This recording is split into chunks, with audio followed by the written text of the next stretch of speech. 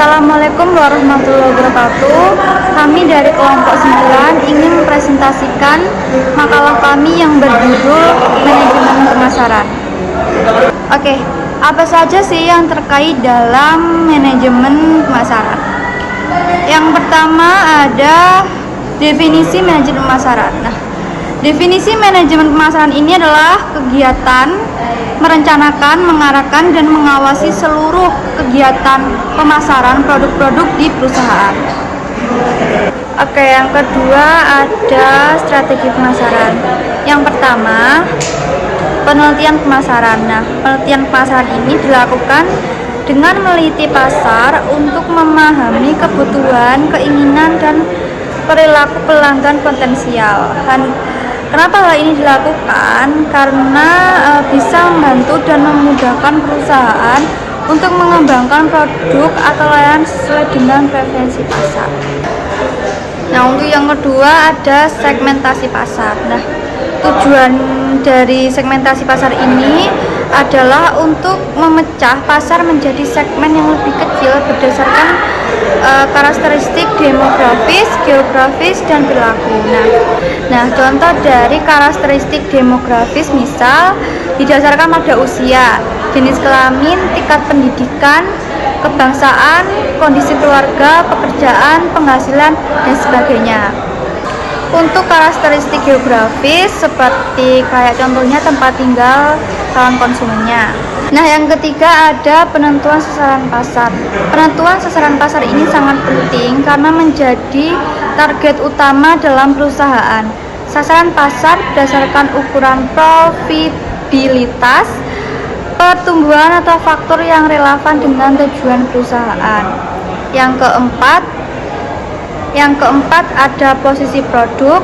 Posisi produk ini menentukan posisi unik produk atau layanan perusahaan di dalam pikiran konsumen. Posisi produk ini membedakan dari pesaing dan menyoroti keunggulan yang ditawarkan oleh perusahaan. Yang kelima, mengembangkan produk. Mengembangkan produk ini nggak kalah penting juga karena mengembangkan produk atau layanan baru untuk memenuhi kebutuhan dan keinginan pelanggan. Hal ini melibatkan peningkatan kualitas dan fitur tambahan. Yang keenam ada harga. Menentukan harga yang sesuai untuk produk yang ditawarkan. Perusahaan harus mempertimbangkan faktor-faktor seperti biaya produksi, nilai pelanggan, dan strategi pesaing. Selanjutnya adalah promosi. Merancang dan melakukan kegiatan promosi juga tak kalah penting dalam melakukan strategi pemasaran. Untuk memengaruhi nilai beli konsumen ini mencakup iklan, promosi penjualan, terus kegiatan publikitas lainnya. Selanjutnya adalah distribusi. Memilih saluran distribusi yang tepat untuk mengantarkan produk ke layanan ke pelanggan melibatkan pemilihan saluran penjualan, pengecer, atau metode distribusi lainnya yang efektif dalam mencapai target pasar. Selanjutnya, pelayanan pelanggan. Perusahaan juga perlu untuk menjaga kepuasan pelanggan, menangani keluhan dalam memberikan dukungan jual beli yang memadai. Selanjutnya yang terakhir adalah evaluasi dan pengukuran. Hal ini memungkinkan perusahaan untuk mengidentifikasi kekuatan dan kelemahan serta membuat penyesuaian yang diperlukan dalam strategi pemasaran. Untuk yang ketiga adalah tujuan strategi. Apa sih tujuan strategi itu? Jadi tujuannya untuk membantu meningkatkan kualitas koordinasi antar individu dalam tim pemasaran sehingga lebih efektif dan mampu mencapai target dengan mudah. Mengembangkan kemampuan bisnis agar mudah beradaptasi, dasar pemikiran untuk mengambil keputusan pemasaran.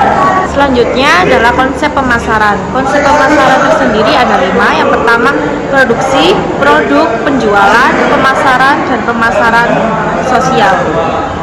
Selanjutnya, rencana pemasaran. Rencana pemasaran adalah seperangkat dokumen yang menyampaikan strategi pemasaran perusahaan yang kemudian digunakan untuk membuat, mengatur, dan menjelaskan strategi pemasaran. seperti riset pasar, dasar semua aktivitas pemasaran, penyusunan strategi pemasaran, eksekusi strategi pemasaran, monitoring dan kontrol dan evaluasi. Nah, kenapa sih rencana pemasaran sangat penting? Karena memahami audien menjangkau mereka lebih baik. Nah, selanjutnya kesimpulan dari makalah kami pemasaran manajemen ini untuk dapat memenangkan persaingan dalam pemasaran terlebih dahulu. Manajemen pemasaran harus mengetahui situasi apa yang sedang dialami perusahaan sebelum melakukan strategi yang cocok. Sekian presentasi dari kami. Semoga apa yang kami sampaikan dapat bermanfaat bagi kita semua. Jika ada kekurangan mohon dimaafkan. Karena kesempurnaan hanyalah milik Allah SWT. Saya Puji Alisa, Saya Septiana Putri Nugraini, pamit undur diri. dadah. Yang terakhir, jangan lupa sahabat-sahabat sekalian like, comment, share, serta subscribe-nya karena bagaimanapun semuanya sangat kami butuhkan. Bye-bye.